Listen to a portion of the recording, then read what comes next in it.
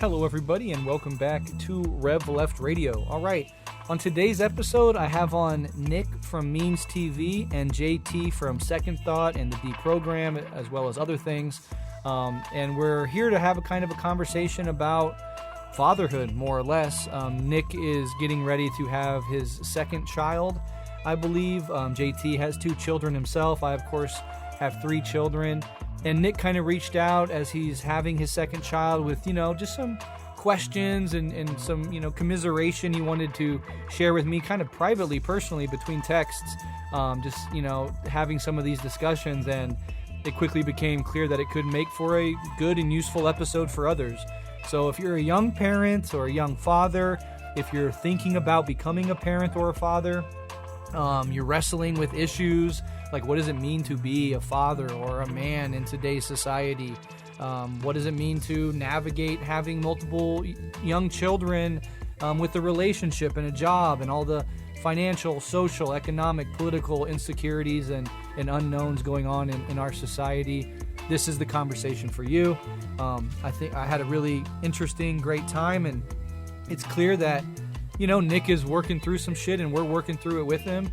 And, when you're about to have a child or a second child, these sort of questions and this uncertainty and a lot of anxiety is inevitable. And anybody that's had children absolutely deals with it on some level. And so, hopefully this is a productive and useful conversation for people in similar positions or those who may one day be in a similar position. As always, if you like what we do here at Rev Left Radio, we are 100% listener funded, always have been, always will be, no ads, nothing like that ever. The only way we're allowed to keep this show going, 8 years plus going strong, is because of our supporters. On Patreon, patreon.com/Rev Left Radio, where you get bonus monthly content, early releases, our Rev Left Situation Room. When big global news bursts, we come together in a big Zoom call. And we discuss it, work through the issue together as a community, and also we do a Buddhist Sangha once a month where we kind of talk about Buddhist and spiritual themes and we meditate together. So if any of that is appealing to you and you want to support Rev Left Radio for only $5 a month, you can do so at patreon.com/Rev Left Radio. If you don't like the monthly subscription model, you can shoot us a one-time donation at buymeacoffee.com/Rev Left Radio. Both links will be in the show notes. We deeply, deeply appreciate everybody who supports the show and keeps this thing going. All right, without further ado, here is my conversation with Nick and JT about fatherhood, being a parent, and being a human being in the 21st century. Enjoy.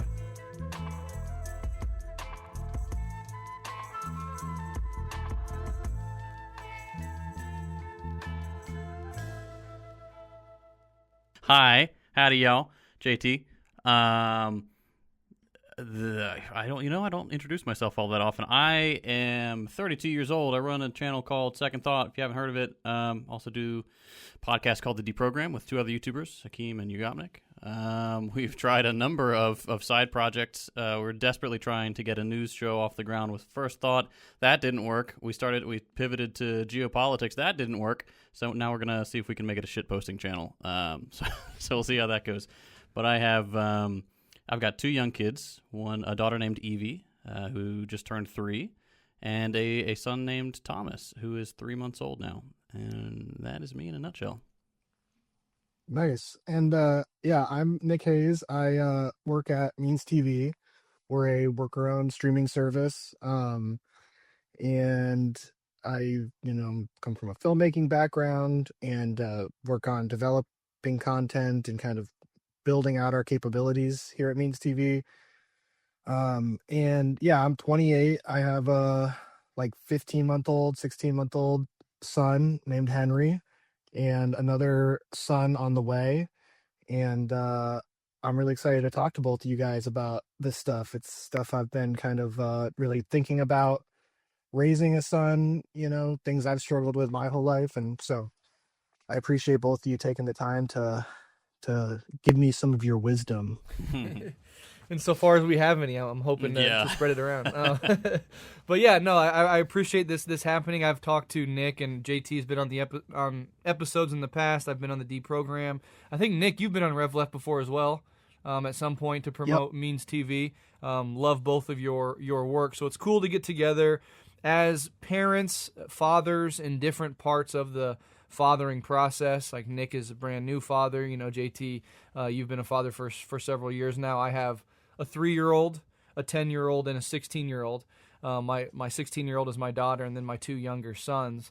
So, you know, I've been doing this for a very long time, and I've done episodes on parenting, but I think the interesting dynamic that I think Nick wants to address is the fatherhood question in particular, which is something we haven't particularly honed in on. So I hope this will be useful to new parents out there, but also to, I think, many, many people out there who are thinking about becoming a parent in this world at this moment in history with all of the burdens that come with that.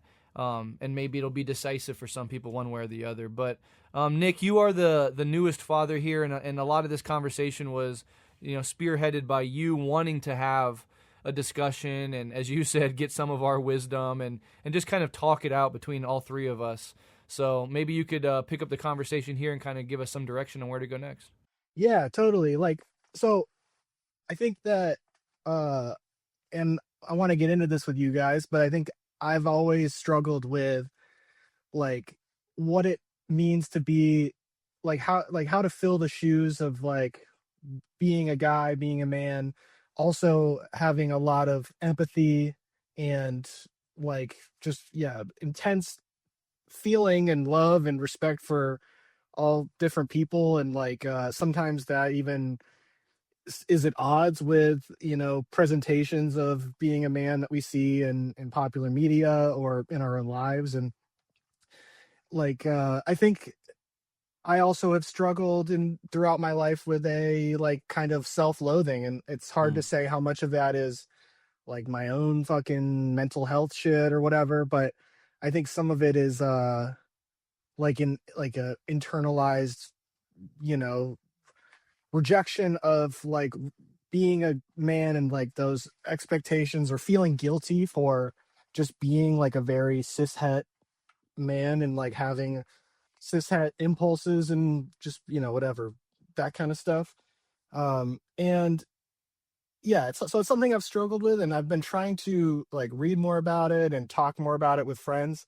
And, you know, it's been interesting hearing through that process from others who struggle with that stuff themselves. And it's like, oh, maybe this isn't, you know, just like something I am challenged with. Maybe some of this is kind of baked into like what it means to be a heterosexual cisgendered man in 2025 and growing up in the different eras we did and whatnot. And so I think that's all really been bubbling up in the last, you know, like year or two leading up to having my first son and now having my son.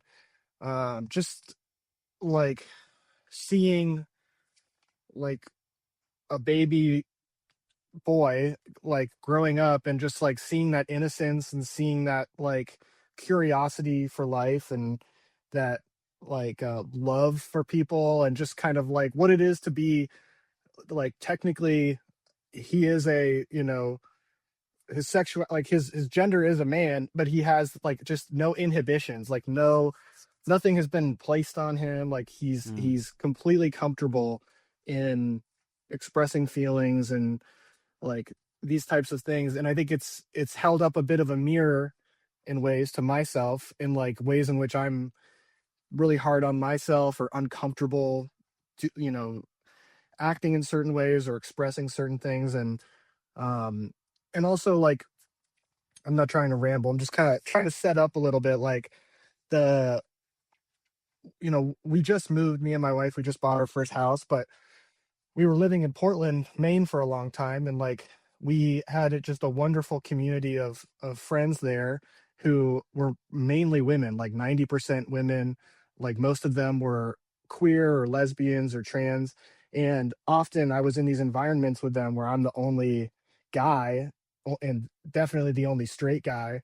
And I like so enjoyed their company and like, you know, growing close to them. And I also sometimes caught myself like performing masculinity or performing like being a a guy in ways that was like interesting, or like I was trying to understand, like, what is it about me being the only man in this environment of like queer and non-binary women that like is making me feel like I need to like kind of jokingly play up that I'm like this dumb cishet guy or whatever. And so yeah, I think that's kind of what provoked wanting to talk to you guys. And like, I look at you both with, you know, a lot of respect. I think you both are really wonderful thinkers, and I think that the political dimension to this stuff like can't be overstated. You know, trying to deal with these things while also having like a Marxist economic analysis and like a empathy and respect for like all kinds of people and whatnot. And so in addition to like trying to read more and whatnot, I just thought maybe this would be an interesting conversation, and I couldn't think of anybody better to do that with than you guys. Yeah, no, I think there's a lot on the table there. I can maybe take a first stab at some of it. I mean, I think what you're getting at when you're talking about your young infant son is that, you know, he hasn't been put into a box yet. He hasn't been made aware of what it means to be a man or a boy versus being a girl or a woman. And in that sort of liminal space of, you know, early childhood, really up through, I mean, the first 5 years at least. Maybe it starts getting into it by that point, but certainly the first 3 years, there's just a radical freedom for the child to be the child and to have none of these social categories imposed upon it. And I think that's kind of maybe generating in you some questions about how to navigate the inevitability of your child having to confront those categories. But also, as we were talking about before the recording, you know, being cis, heteronormative, or, you know, heterosexual men on the left is kind of an interesting dynamic to play with. Not to play into this narrative that, like, you know, we've been beaten and abused and talked down to or anything like that, but just to think of, like, what do you bring to the table in those social milieus and in organizing context? In what ways are you blindly, perhaps imposing certain characteristics that are things that as a human being you might want to overcome, and just kind of being critical in that way. And of course, you know, this is a hot issue in our politics today, because what is really the main appeal of reactionary and right-wing politics right now for young men in this society is you don't have to feel bad about any of that. Just let all of that go. But what they advance is a false masculinity. It's the masculinity of a machismo performance, which is always, and I always make this point, always undergirded by insecurity, right? The guy who has to overperform his masculinity for others, reassure others that he's really a manly man, is doing that from an inward basis of profound insecurity, right? This gap between who they think they should be and who they feel they really are deep down. And so it's like, can we cultivate in ourselves, and then, you know, teach our children and our sons this as well, a healthy version of masculinity? Or is that even the right question, right? So I don't have hard answers quite yet, but those are some of the things that it made me think of, and I'd love to hear JT's initial reactions. Yeah, so I come from a place where I'm a little fella. Like, I'm not a big, burly, manly man type guy. Like, I'm 5'9", 150 soaking wet. So I'm not like a big, what people would think of as like a Gaston kind of figure, like a big, scary man. So I've never felt the need to, or even the ability really to put forward that version of masculinity. And so for me, not having that, not feeling that pressure to perform as a traditional, you know, quote unquote man, I think has been helpful to me. Like you, Nick, I've before we moved here to South Carolina, when we lived in near Dallas, a lot of our friends were women or gay or just not what you would typically think of as the manly man type. And I did not have, like, I never felt like people didn't trust me or were afraid of me or anything like that because I was presenting myself a certain way. So I think I've kind of dodged a bullet there, both for my own mental health and for the comfort of those around me, by no virtue of my own, just like because of my genetics. So that's just how I am, how I look, how I present myself. So I may not have the most to offer in that category, but also I don't know. I think there's just a level of emotional health that is required to kind of shrug off those expectations. My dad is that type of person, and his dad is as well. Big, like I'm the runt of the family. My wife is too. And they're big salesman type guys, like very, they'll, hey, son, you need me to fix your tire? They'll come out, they'll change the tire. Not that I can't change a tire now. I'm perfectly capable of doing that. But, they're the type of guy that growing up, you look at and you're like, wow, I want to be just like my dad. He's strong, he's capable, like my dad could beat up your dad kind of type thing. And I don't know. I think the fact that my dad wasn't around all that much when I was a kid, and the fact that I was raised primarily by my mother may have had an influence on how I view masculinity, not as like a negative thing. My dad was not like absent. He was just working. His job made him travel a lot. But because of that, like I really appreciated the time I got to spend with him, but also my mother was the primary person teaching me how to navigate life. And I think that is a pretty healthy balance, to have the mother figure or whomever, who is not so hypermasculine, kind of drip feed you through your entire life. Like, hey, it's okay to cry. Hey, it's, empathy is always the best approach. Hey, you need to be kind to this person.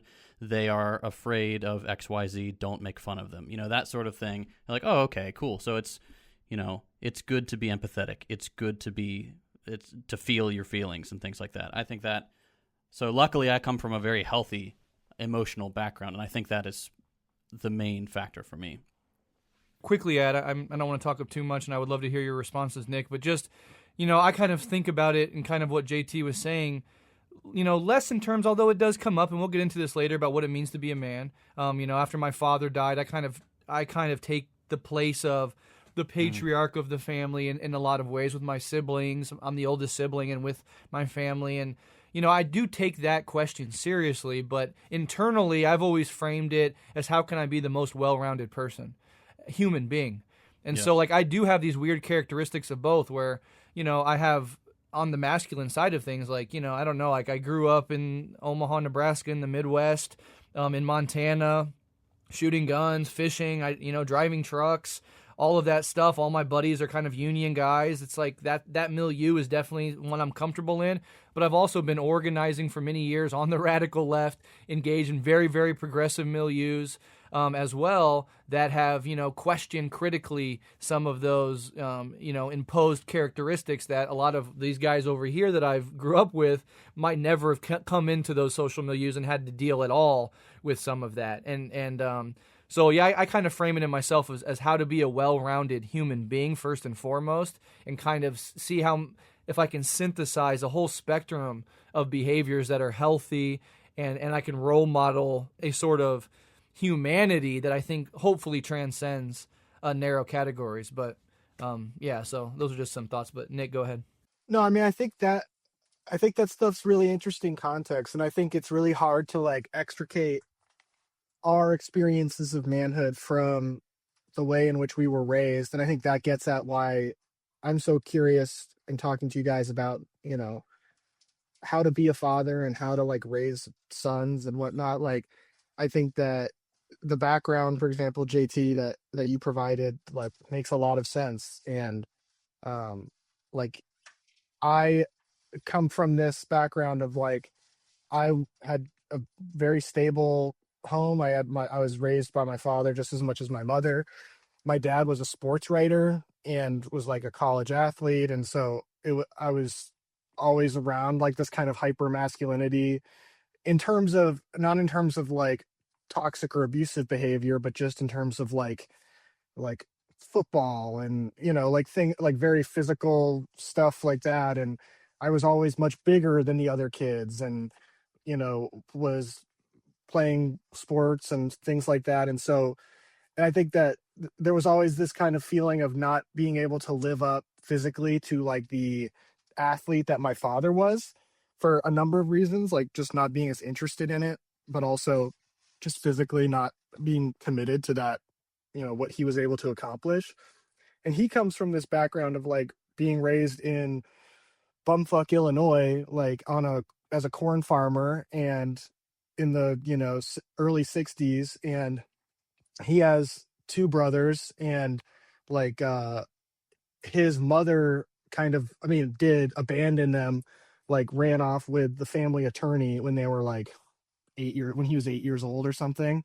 And so he was raised primarily by his father and his grandmothers, and like all of the men on that side of the family, I think there is this like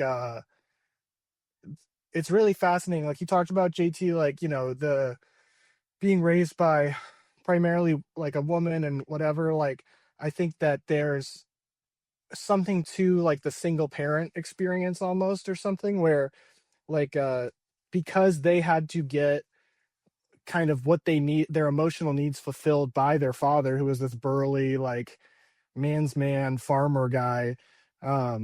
Like they were able to be emotionally vulnerable with him, and like you know all of them are very emotionally open for the most part. I mean, they struggle with elements of that, but like I think having their hearts broken as small children and having their mom abandon them, feeling that rejection, and then having to get that love and all that's their buckets filled by this paternal figure in their life, like gave them this gentleness and this kind of empathy for what it is to be a man, and that like being a man can encompass all of these different things, and like you can be all these archetypal ways of being a man, but you can also be really sensitive or emotional or present or whatever that means. And so that was like the contradictions that I grew up with. Was like I watched cowboy movies and spaghetti westerns, and my dad wrote about the NFL and football and stuff like that. And so I'm like I love cowboy movies and all this like cheesy guy shit and like uh stuff like that. But I also was able to like cry in front of him or be vulnerable in front of him and tell him things that were going on and have him respond with empathy. And so it's like an interesting model sort of as a starting point. Like I don't think he had the political or social framework to understand like feminism and like patriarchy and things like that, but it's an interesting jumping off point for like kind of my grappling with those things. And I think like what you said, JT, like it's been interesting reading about, like I've been reading a lot of books about this, and one that I've really enjoyed is Bell Hook's Will to Change book, about like how like men are inherently valuable as men, and that they like are a critical part of destroying the patriarchy, and that they are also not served by the patriarchy. Like they are although it enables them to occupy positions of power potentially and things like that, they're emotionally wounded by the existence of the patriarchy, and like should be working in tandem with women to destroy it.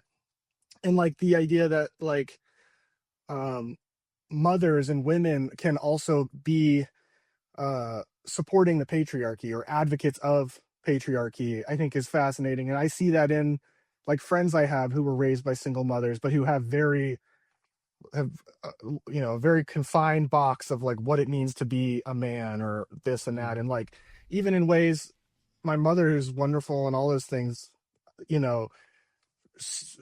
in certain ways kind of seeks out traditionally patriarchal like things to be fulfilled. And like so anyway, I'm talking a lot, but it's just interesting understanding, I guess, that we can be powerful advocates in trying to destroy the patriarchy as well, and that we're also its victims. And I see that like in my own experience as a kid growing up, and also like I fear that for my son.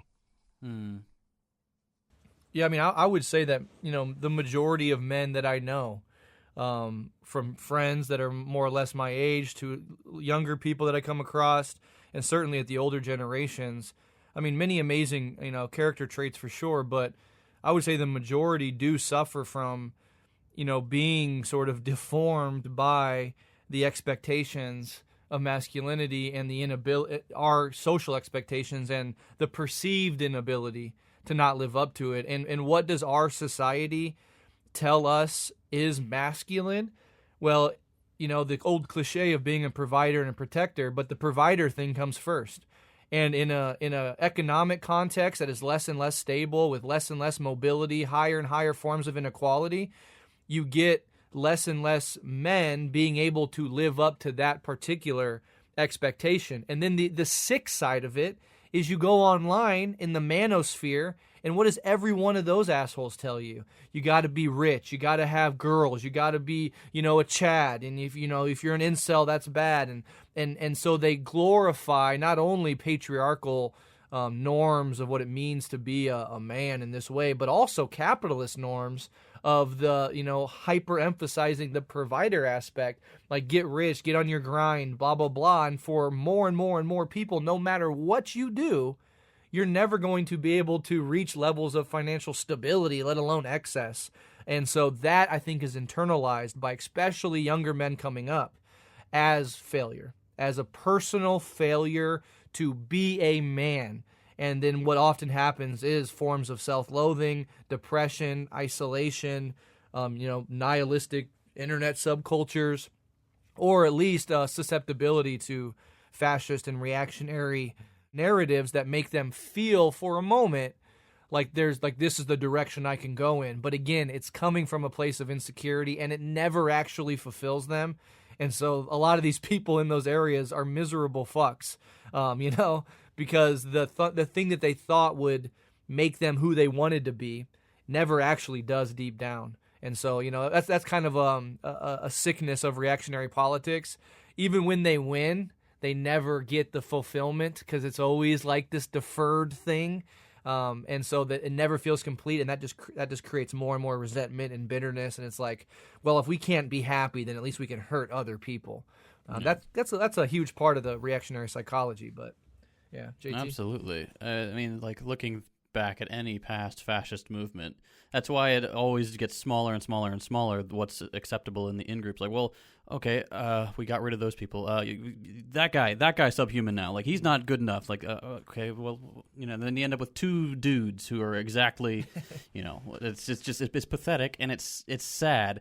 And we see it happening a lot with kids in the suburbs. This is speaking as someone who grew up in the suburbs, has lived all over the country, and has moved my family to the suburbs, at least in Texas. And you see these teens, white, black, doesn't really matter, but you see it a lot with the white boys, that are so fundamentally bored and alienated because they are not able to get anywhere themselves. They lack any kind of autonomy. They lack mobility. They lack connection to their peers because they are in these isolated bubbles where the only thing you can do is rely on mom while dad's at work, being the sole breadwinner or whatever, to drive them where they want to go between these isolated bubbles of capital. Like, I want to go to the mall. I want to go to the store. And in the suburbs, there's nothing. You got Chili's and a strip mall, and then you've got 5 miles of highway, and then you've got a mall, and then you've got like a PetSmart over there, and that's all. Like, it's incredibly soul crushing, and I think that's where a lot of this reactionary stuff comes from. It's because the aesthetic is so wildly different than what their reality is. Like, it's like, man, what happened to Rome? What happened to the beautiful pillars, and I could go and walk and wear a toga and all that. Making silly examples. Like the Marlboro Man type shit. It's exactly, yeah. Or even in the westerns, or in kung fu movies, or anything like that. Like, wow, my life doesn't look anything like that, and I'm really, really bored, and so I'm going to consume all this media, most of which now is geared towards people like me because we are an underserved group that is really, really bitter and needs something to latch onto. And it's so sad to see. It's like anything, it's structural. Like, you can't, what are you going to do? Fix the suburb? You're going to bulldoze them all and do higher density housing and stuff like that? It is such a big issue that touches on so many things. that it sounds to people on the outside, it sounds like we're just talking out of our ass. Like, it's not, be a man or don't, whatever, who cares? And it's not like, well, it's not that easy. Like, it's not, this is such an interconnected issue that you need to address it from multiple angles. And it's hard to even know where to start. Yeah, I mean, I think the infrastructure of capitalism lends itself to social isolation for young people, for sure. And I think men find, just insular, radicalized communities online that just feed into that. And I think like one thing that has been interesting in reading about this and thinking about it is like this idea that Bell Hooks talks about, which is that like men's value in society or in relationships or whatever is defined by what they can do and not who they are. Like, it's not about just, you're not valued for just being yourself. Your value, like what people want from you, is the things you can do. And I think that at least resonates very strongly with me. Like, and I think that is like this larger idea of like the male provider and all this shit. But even like in terms of like being handy and like fixing shit around the house, or like doing jobs, the toilet overflowed and there's shit all over the floor. It's like, that's when you step in as a guy. It's like, that's on you because it's gross or whatever. Like, in many ways, I think we're valued for what we do.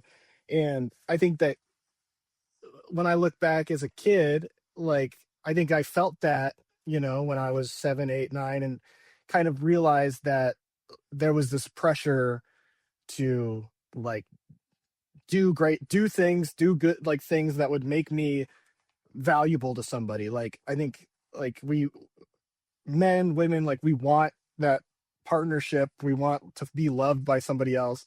And I think for a lot of men, it feels like in order to be lovable or to be worthy of any kind of thing like that, it's about what you can do, what you can accomplish, how much money can you make. Like, and I think that is what funnels young men into this like hustle grind shit, or this idea that like the more Andrew Tate kind of stuff of just like, actually women are this and that, and like sort of attacking like their value and things like that. And I think it's like a salve for that feeling of like inadequacy, because it's you as a man, it's always about what you can do and you're never doing enough.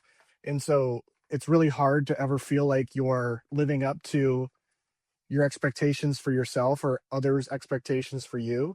And so just sort of that straightforward rejection of like, actually, no, like women are dumb and they don't understand like what it's like to be a man, and this is their place, and this is ours. I think that is a salve, but I don't think that it doesn't heal the heart of those young men who feel rejected or who feel inadequate, because they have to go out and live in the world where like women aren't often like, they're still going to get that negative feedback from women. Like, they're still like, women are going to be like, why are you being such a dick? Like, why are you like, what's your fucking problem?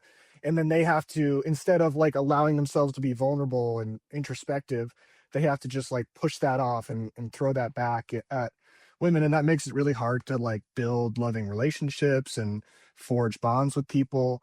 But I do think, it's like, I understand this idea of like young men in our country and the crisis of young men and all this shit, like in the kind of right-wing shift of that and whatever. And I think there's a real sense, like you're alluding to, JT, from young men, that there's like no opportunities for them, and that increasingly, I think it's really hard to be a child or a young adult and feel like you have the latitude to like explore the boundaries of what it means to be a man and like what's appropriate and what's not. Like, I think that you're more and more boxed in. Like, we have police officers in schools now, and like when like I remember being in high school, and like if you got into a fight, there was like a zero tolerance policy, and you would get like arrested and then like suspend. It's like some of this shit is just like, their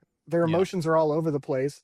Sometimes it's like there's going to be conflict, or you're trying to figure out ways to navigate like challenging relationships or whatever. And increasingly it's like this militarized thing that there's really confined boundaries about what is acceptable. You're moving through the school system just to like get you through it so they can say they did it and you're out.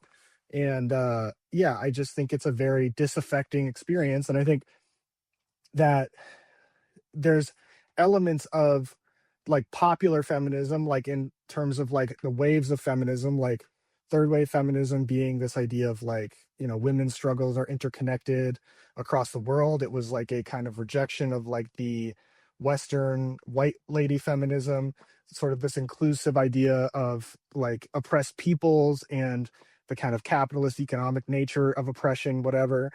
And I think that there is certainly in like high level discussions of modern feminism this kind of like inclusion of men as like having value, whatever. But I think in sort of like boilerplate people who are like just getting into feminism or just getting radicalized, there's this kind of derivative of that, which is like men bad. And I think a lot of young men encounter that in their peers or online. And there's like a real pain in that rejection of their value, because it's like they didn't choose to be straight cishet guys, like they just are. And it's like, okay, well, I guess I'm worthless, I guess I'm bad or whatever. It's like, all right, fuck you.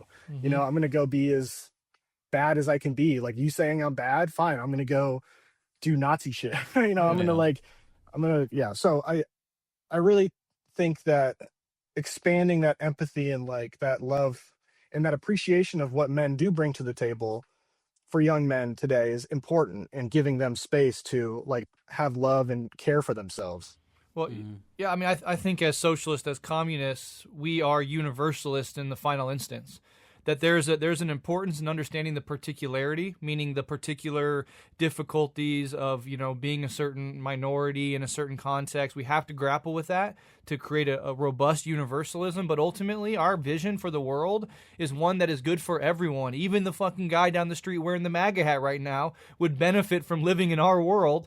And we have to, in some part of our heart, keep that open and emphasize that universal aspect, because you're right. When high-level feminism or socialism or theory trickles down to the lowest common denominator, it can get super simplified. And if you're on whatever, Tumblr, Instagram, whatever, TikTok, and you're just getting hit with the boilerplate, lowest common denominator versions of these ideas, then yeah, it can come off as like, yeah, all men bad, this and that. And I think that it was especially a phase our culture went through that we're kind of coming out of. And there's an importance to it, right? We all know the importance of understanding the struggle of women, the struggle of, you know, black people in the U.S., the struggle of indigenous people throughout the world. And there's like a necessary dialectic phase of going through that. Society is kind of coming out of it, but coming out of it in a reactionary way. And what we should come out of it is like a synthesis way, like synthesizing the knowledge of the particular and refusing it to a universalist vision still. And a universalist vision makes room for the sort of people who might have previously felt like they were excluded from this thing. And, you know, being a white dude or a cis heterosexual dude that talks about these politics is in a way that I think I always try to do it in this way, that does emphasize or implicitly emphasize the universality of our vision, that this is for everybody at the end of the day. Now, if you're coming in as a racist, as a sexist, or whatever, you're gonna run into the buzzsaw on this side of the political spectrum, and that's for the better, right? We can't allow those things to go unchallenged or uncritiqued and undismantled. But at the same time, if you're willing to be humble a little bit, to put down your defenses, to create some of that vulnerability and that willingness to learn, you know, we should have our arms wide open for those sorts of people. And a couple other things I wanted to say is the irony of the reactionary version of masculinity, which is really this machismo performance, is and this projection of that onto women. The irony of that is that it alienates you even further from women, because now your whole thing is like, fuck you, you're the problem.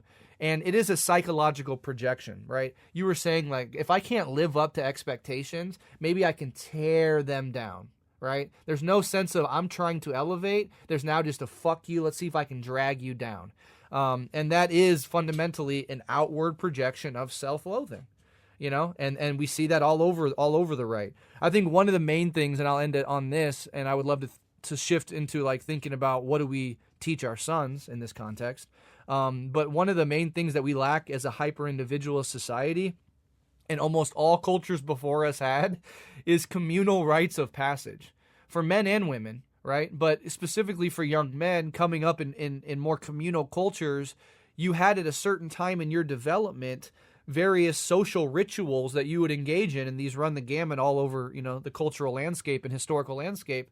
But there was a specific ritualistic, symbolic thing that you did that accepted, or that sort of, was this doorway into this echelon of being now a man in the community that is totally missing from a hyper-individualized society. So we have no rites of passages. We're all incredibly alienated. We have this reactionary slop appealing to your lowest common denominator, base emotions. And we have, in the last 20 years, an identitarianism on the liberal left and the conservative right, which is always a distraction ultimately from a universalist class politic, that tried to even further hyper-individualize and separate people based on inborn characteristics. That had some benefits, and it was an awakening for some people, but ultimately hit a hard limit and started giving rise to social pathologies that we're dealing with now.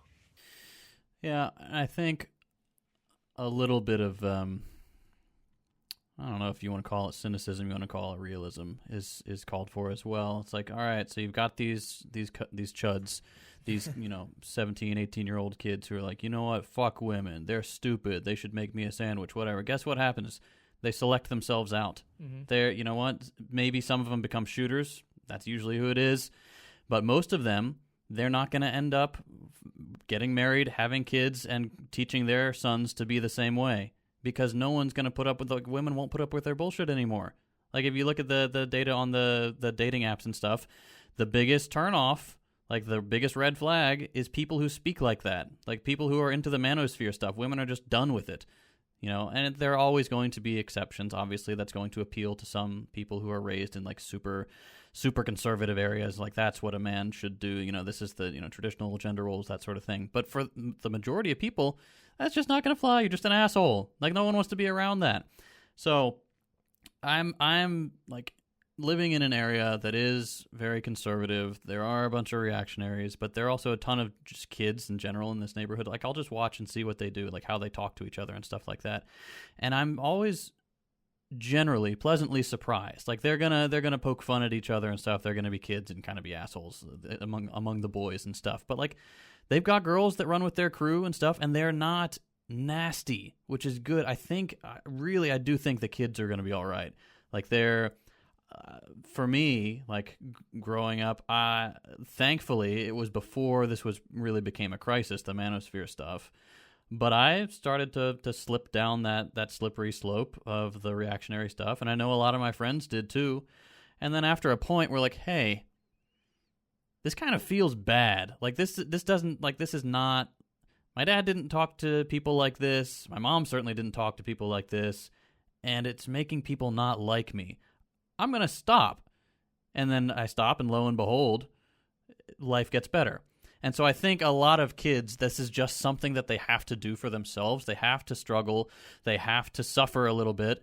And then they're going to find out. Kids are naturally reactionary in a way that is just like anti-parent. Like anti-whatever my dad told me or whatever my mom told me. I'm going to go do the thing they said not to do. Oh, this sucks. All right. And you want to know what? Some of them are just stubborn enough that they're a lost cause. You can't save them all. Just like we can't win them all in trying to bring people over to our side. And that's just a reality that we have to deal with, like throughout history. If you look at successful revolutions, guess what? Most of them, not a majority. Most people are either apathetic or reactionary in some way. And that is a bummer. It's sad that we can't just take the truth and the basic human decency and say, hey, you know what? Come on over. Let's talk about this. We can all get on the same page. It just doesn't work like that. So that's something that I've kind of been thinking about recently. It's like, all right, take the wins we can, help the kids we can, especially the kids, because, they've got a rough go of it right now with everything being online forever. Like you say one wrong thing, you're fucked. But that's just something I've been kind of mulling over. It's like, what is the amount of energy we need to expend trying to win over people that we can't win over, and when do we need to cut our losses? I mean, I agree, JT. I do think that it's kind of a phase. I think that a lot of adolescent men are like kind of at odds with their own bodies that are changing. I Yeah. think they're encountering like a surge of hormones that is very sudden and also often like unmatched by like certain like women in their schools and shit like that. You know, it's like they might be coming in a little hot and then feel like that's a rejection and sort of, you know, seek answers for that in a way that are not healthy. I think that I hope what you're saying is the case. I do feel like I see, even in like adult friends I have, or friends that are a little younger than me, like they're, I'm often shocked by the extent to which women are willing to tolerate men who are not introspective, or men who are toxic, or are not capable of like being emotionally intelligent, being honest with themselves and vulnerable. And I think that, you know, that there's plenty of reasons for that. I think the desire for being loved by men in the same way that men desire to be loved by women is very strong, and I think we're all willing to make excuses in order to like feel like we are attaining that love. But yeah, I mean, I hope that that's the case. Like, I think that I've also seen this kind of, well, okay, I also wanted to just touch on, Breht, you were talking about the kind of, we have no cultural rite of passage. I think that's a really fascinating idea. I think that we lack any sense of community totally. You've covered that on your show so many times, JT. You've made so many videos kind of addressing that. I mean, I think that's just a truism of individualist capitalist society. I do think that we have cultural rites of passage, though. It's in the form of channeling male violence through things like high school football, or through like the hypersexualization of young women. And I think that also, like, one of the big rites of passage that I felt I experienced as a kid was like the ability to abuse substances. Like, when you're 15, 16 and you get, you know, that friend's basement, like no parents around for the first time, and you get absolutely hammered, like that felt like a rite of passage to some extent. It was like, I am, I'm doing, this is, you know, bad. I'm doing this for me. This is what the adults do. I think more importantly, or this is what I've seen other men do, is drink and smoke weed and, you know, use substances in a way to get completely inebriated. And so I think that we have rites of passages. I don't think it's coherent culturally, but I think that they're just very perverse. It's about, okay, you're a man, therefore you're violent, so we're going to channel that into this insane version of rugby in which you're like knocking heads with people and giving yourself brain damage and shit. Or you're going to get super fucked up, and a lot of you are going to develop dependencies on substances that you struggle with throughout your life. I think that the thing about like kids and stuff today, and this is getting us closer to this thing of parenting. I know we've been talking around it, is like, it's interesting being a parent now, and I'm sure you guys have dealt with this too, like seeing how other people approach parenting. Like, just maybe it's distant family, or it's people that, you know, your kids go to daycare with or school or whatever. And I have seen this kind of phenomenon of like very protectionist parenting. Like, obviously it's our job as parents to like protect our kids and make sure that they're safe and they feel secure. But I think that in the kind of like the wake of like therapy becoming mainstream, like in this kind of idea of trauma becoming this like very pervasive framework to understand lots of different things socially, I see a lot of parents that are very almost like isolationists. Like they don't want their kids around people. they're very protective of like, a kid going to a sleepover or a kid, being entrusted with other adults, to have those adults, take care of them for any period of time and kind of use their own best judgment and whatnot to like, make sure that the kid is safe and whatever. There's a lot of like, it's not even like helicopter parenting. It's just it's very fear based. Mm-hmm. And I think that I see that happening. It's happened in people, even in my extended family. And I think what it has the effect of doing is really limiting the amount of adult figures that a kid has the opportunity to develop a relationship with. And I think like when I think about my experience as a kid, and I would get like shipped around, spend a week with my grandparents, go visit a cousin, go visit an aunt. And through doing that, you kind of get these little views into different worlds and lifestyles. Mm-hmm. And even as a young kid, it's like you're analyzing these people without really knowing you are, but you're like, I really love this characteristic of this person, but I would not want to live this life. Or like, this is kind of freaky. This is a little more like, this is a little chaotic maybe. Mm-hmm. I'm a little uncomfortable. It's kind of fun, parts of it, but I'm grateful for when I get to go home and like be in my bedroom and feel secure. And I think that speaks to this lack of community and like raising kids, like it takes a village kind of shit. Like there's not a lot of role models, therefore there's not a lot of male role models that sort of give kids this ability to like pick and choose traits and qualities that they want to adopt themselves. I think that's incredibly insightful, and actually it resonated so much with me because my 10-year-old son, for like just kind of de facto, like it wasn't something I consciously orchestrated, but he does live that sort of life. Like we have extended family. My sister and her husband have 4 kids. I have nieces and nephews in that regard, so I get to see a whole spectrum of ages. And like my nephew is a high school varsity football player, and my niece is now 18 and going out into the world. And my 10-year-old son, though, he was closest in age to his female cousin, and the other half of Rev Left, Dave, has a daughter who is more or less his age as well. So he's come up with his best friend being his girl cousin. Since infants, and now they're 9 and 10 years old, and their house is very different than ours. In some ways, it's much more hectic than ours. He's overstimulated in a lot of ways, but he has to deal with that and wrestle with that. And then he also has his guy friends from school who we do allow, and we are conscious of this impulse within ourselves to protect and isolate, and we fight against it and say no. Like I grew up a classic 90s kid where like I woke up on a weekend and I went out and I was gone for 9 hours. No cell phones or nothing, and came back when the streetlights came on. It's now a cliche, and we're getting old, so we're like, when back in my day we used to stay out till the lights came on. But it was true, and it was liberating, and it made me have to deal with a bunch of shit without having a parent to immediately turn to. And yes, sometimes it was dangerous. Sometimes we got in trouble. Sometimes we got in fights.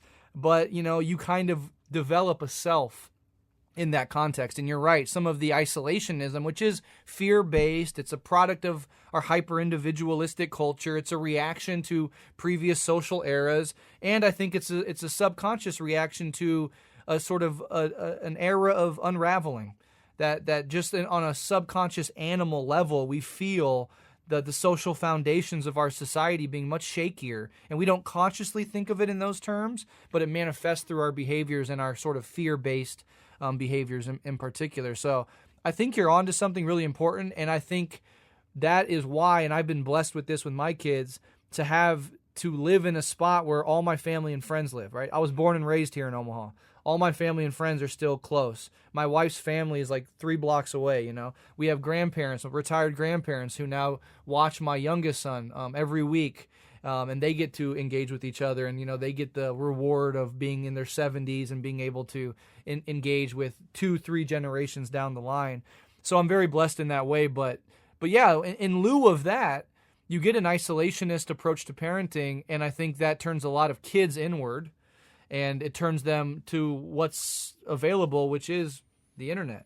And, if you're a young kid and you're not out socializing, you're not having those face-to-face encounters, you're not in a social milieu with people that are different than you, with guys and girls, and you are more and more isolating onto narrow subcultures and silos, then I think you can become deformed in that way.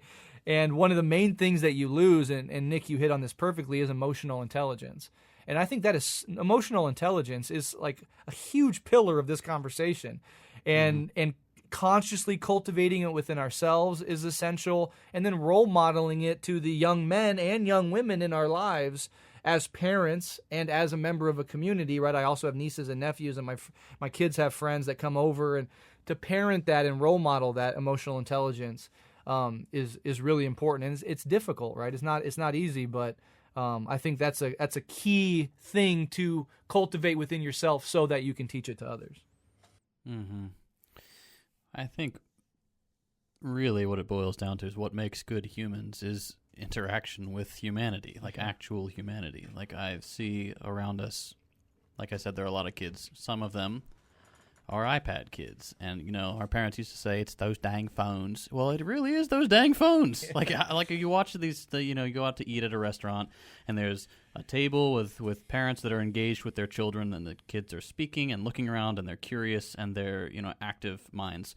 And then you see the parents that are on their phones and the kids on the iPad, and you're like, well, shit, that's not a good start, is it? Like they're already on this pipeline of slop, because that's all that is available to kids now is this mass-produced farmed slop. So yeah, where are they going to end up? Of course, they're going to end up on the slop for higher ages. But also, like, every new relationship with a new person, especially an adult for like Evie at the moment, has drastically expanded her perspective, her abilities, her eagerness to learn from people and to engage with different types of people. So it started, we moved here to South Carolina to be close to my parents, because Kelsey's parents are in Zimbabwe, and she never gets to see them. So we're like, we need the multi-generational thing. It is so human. And sure enough, once Evie moved from just hanging out with Kelsey and me, with just the parents, and started to hang out with Mamie and Gov, she just blossomed. Like my parents will say, oh yeah, she ate a great meal. She tried all these different foods. Like, man, she doesn't do that with us. And my parents are like, yeah, that's how it works. So you have different relationships as a kid with different relations. Like, she is so different with her aunts. I've got two sisters over there still with my parents.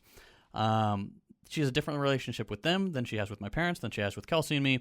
And then she just started preschool. And it's a multilingual school, so they learn Spanish in class as well as English. And she has students from different socioeconomic backgrounds, different cultural backgrounds, and she has just. It's incredible the change that 6 months will make when you expose children to things that are outside of their little bubble. And I think that's, for me, that is the best possible thing you can do for any kid, is to just give them community. Yeah, I completely agree, and it's been wonderful. We moved here, same reason. We wanted to be closer to family, and it's just great. It's like I can see it being so good for, you know, the like elderly people in our life, Yeah. and for my parents and whatever. And it's great. I just love to be like, all right, dude, have a great day. And he just kind of has to like cope with mom and dad aren't here, and I have to like soothe myself. I have to like find some sort of inner security, you know. And it's like we're we're heaping love on the guy, you know, when he's around us, obviously, and whatever. But it's like, it's important that he knows that he's safe and secure. I mean, he's little. He's like 14, 15 months old. So it's like, I don't know how much is going on, but, you know, whatever. But I think, now I want to get into some of these questions I have for you guys. I think the iPad thing is very true, JT. Like, I see that a lot myself, and it's made me very aware of having my phone out. And just trying to, I mean, my kid's also, if he sees it, he wants to look at it, and he wants to look at pictures of himself on it, which is hilarious. So I just have to hide it from him all the time. But like, I think the iPad phenomenon some of that also, I think, is just like there's a lot of parents who cannot afford childcare, Oh, yeah. who are not near support networks. And it's like, if I was in that position, I can understand being like, I need a fucking break. Mhm. Like, watch fucking Coco Melon. It's not good for you. Like, but I need 15 minutes to just like look at my fucking phone and like chill out. It's like, I try to have empathy for that too. But yeah, it's, you could see that it's not great. And the thing I've struggled with is like, even I have like a young nephew through my wife, and like we really get along, and I have a niece, and we whenever we're with them, we really try to make it like a special memory and take them to do fun stuff. And like I would come from this family of, yeah, like you get shipped around, you spend a couple days with people and you see how they live and what the rules of their house are and what kind of food they eat. And I'll like encourage my brother-in-law, like, hey, ship them out, dude, like, let them come hang, we'll watch them for a few days, whatever. And I can sense this like uncomfortability with that Yeah. in them as parents of like, I don't think it's that they don't trust me or my wife or whatever. I think it's just this like giving up control kind of a thing. And I just, it's like, obviously you don't push that. It's not my kid. I'm not going to press it, whatever. But it's like, I see them being deprived of that opportunity at these like formative ages. And I like feel bad that they're being denied that or whatever. But yeah, I wanted to get at Breht, throw this to you first. I think JT, maybe, your daughter's a little young for having experienced this, but one thing that has come up in the reading, like, and like this Bell Hooks book specifically, and something I remember distinctly, and we talked about at the very beginning, is like kids are just unencumbered by like expectations or gender roles and whatnot. But there's this shift that happens, like particularly I think with, or in this case, not particularly, but in this case, we're talking about boys and men, where, they hit a certain age and they kind of realize certain behaviors are viewed in a negative way, and that they have to maybe conform or kind of stuff down those parts of themselves in order to, not be mocked or to get along with kids at school or to fit in. And I wonder, Breht, like, have you seen that experience in your kids, and how did you try to help them navigate that in a way that like protected that very special kind of part of themselves that's fragile and that, is curious and it isn't confined in those ways? No, it's a great question, and yeah, for that I have a 10-year-old boy and of course a 16-year-old daughter, so I get a multitude of experiences with that. My son is very, and he has been since he was incredibly young, very sensitive, very cerebral, very like anxious and cautious naturally. My 3-year-old son is the exact opposite. He just throws his body at the world. We've had to take him to the ER like 3 times. My older son, we never had to take him once because he is just naturally cautious. But what I do see in emerging from him is like he likes watching sports with me, right? But he is not interested at all at playing.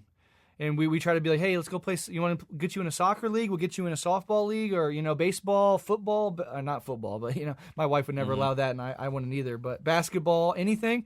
And he'll like sit and watch a game with me and cheer on the Huskers and the Packers and all this stuff. He's like, Dad, I just like watching it. I don't want to play it. And when he was very young, we got him in there, and like a soccer scrum happened, and he just was like incredibly overstimulated and uncomfortable with it.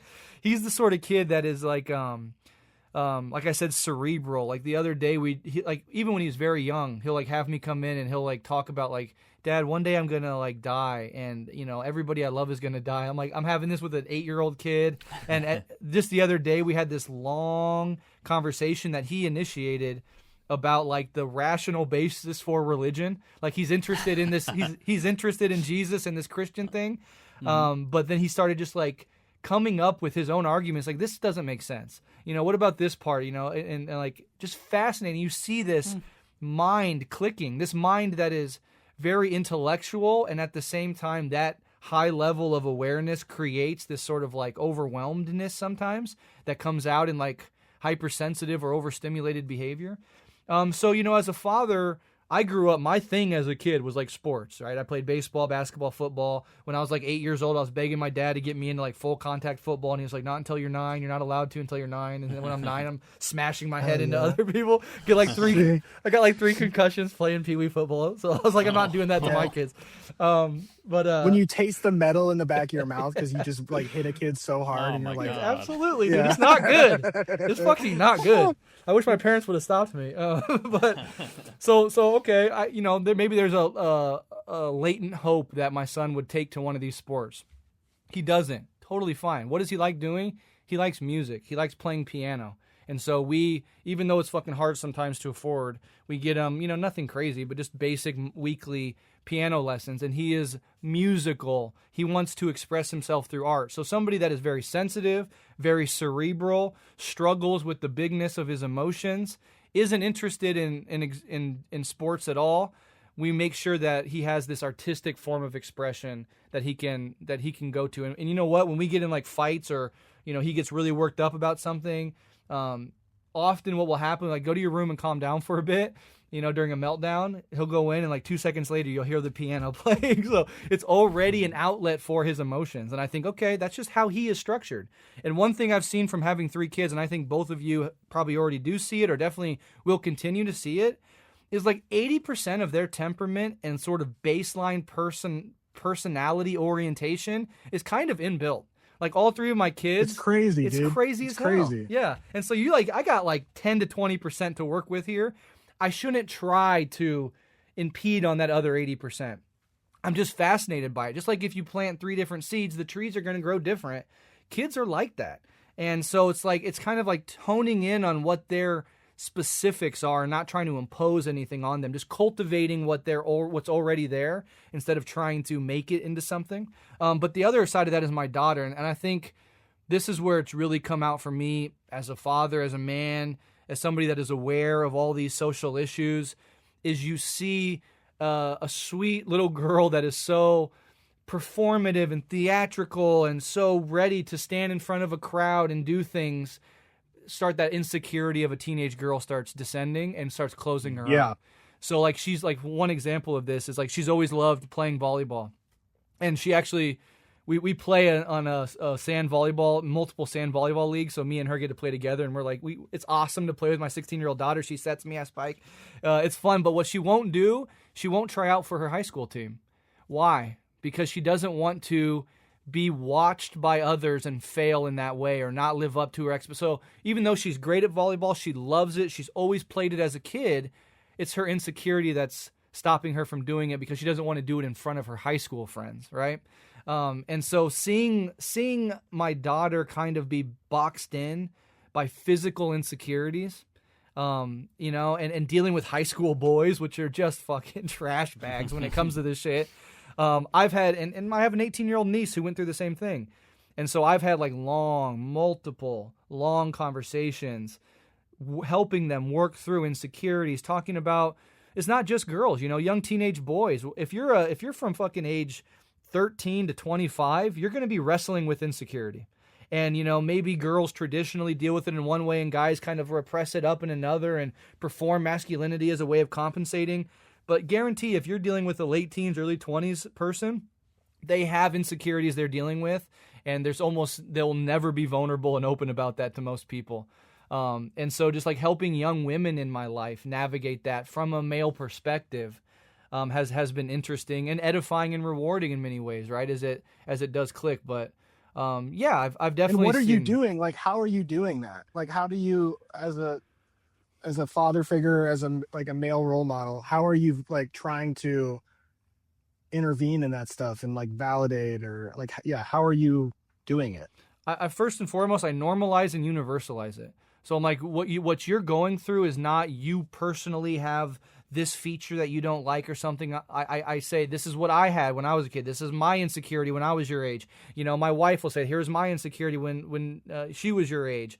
These are very common things you have to wrestle with. And what you have to do is find, deeper levels of acceptance. Like, right? We talk about needing external validation versus just giving rise to your own uniqueness and being unapologetically and authentically you and letting people come to you if they like it or not, but not trying to shift yourself to make other people happy.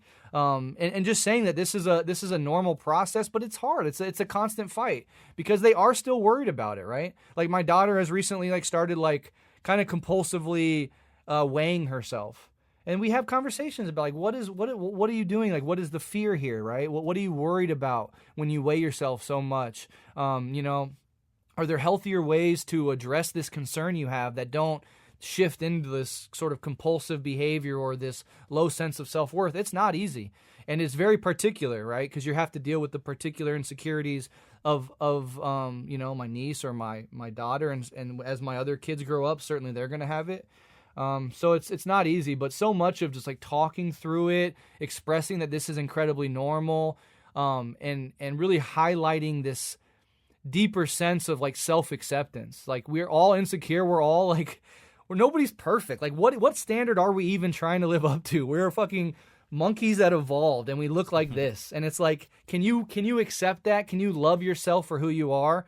And then accept that when you do that, people will actually be attracted to you naturally because of the sort of baseline just acceptance and authenticity that comes with, or the authenticity that comes with that acceptance. So again, it's not easy, and it is very specific to each person and what they're going through. But universalizing it as a human experience, and showing, giving them advice on how to, if not overcome it, because nothing you're going to say to a 16-year-old girl is going to magically make her be totally happy with every part of, or a 16-year-old anybody. But working with them through that and not letting it be something that they feel like they have to deal with in the shadows of their own self, or that they're isolated from others or can't be honest about, right? Not easy though.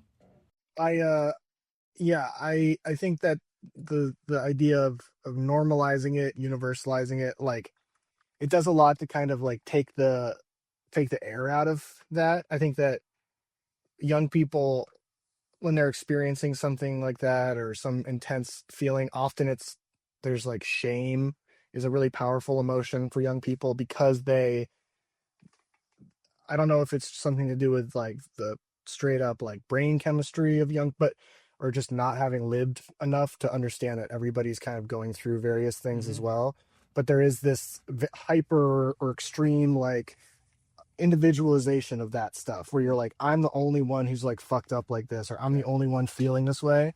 And yeah, I think a parent coming in and just kind of like saying everybody feels this way, and it's completely okay, and those feelings are normal and valid, and like I'm here to talk about them, I think it makes a lot of sense. Like I'll go a little crazy right now. I'll tell this wild story. When I was a kid, like I was maybe 11, and I was physically developing faster than anybody else, like all my friends. Like I hit puberty really early, and so I was like a sexual being. I mean, there's a lot of people who talk about like all humans, even from as babies, have like like are sexual beings, whatever. But like the post-pubescent sexuality was like kicking in hard, and none of the girls at my school were in any way up to that level or whatever. And so I had like kissed one of my dude friends and like whatever in this moment, and I felt so much shame and guilt around this, and I was like, it was like this horrible secret, and I was like, oh my god, I was like, I'm gay, I'm totally gay now, like there's no going back, like I just must be gay or whatever, but I don't think I'm gay. Like I feel like my fear, I think, was being deviant, like a fear of being a pervert or being deviant, but also that I'm like, I now have to be gay and I'm not gay.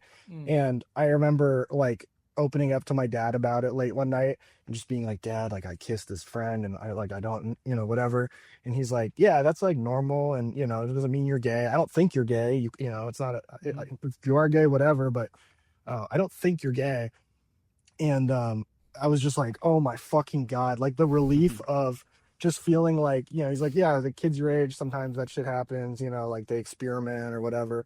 It took so much weight off that, like, if I had to like hold that in and just keep that bottled up for years, or if he was like, damn, that's weird as fuck, dude, like maybe you are gay or something, I would have been like, not in a good place. But yeah, I think applying that level of like making your kids feel like they can talk to you about anything, and that there's like a sanctity in that that like you're in their corner.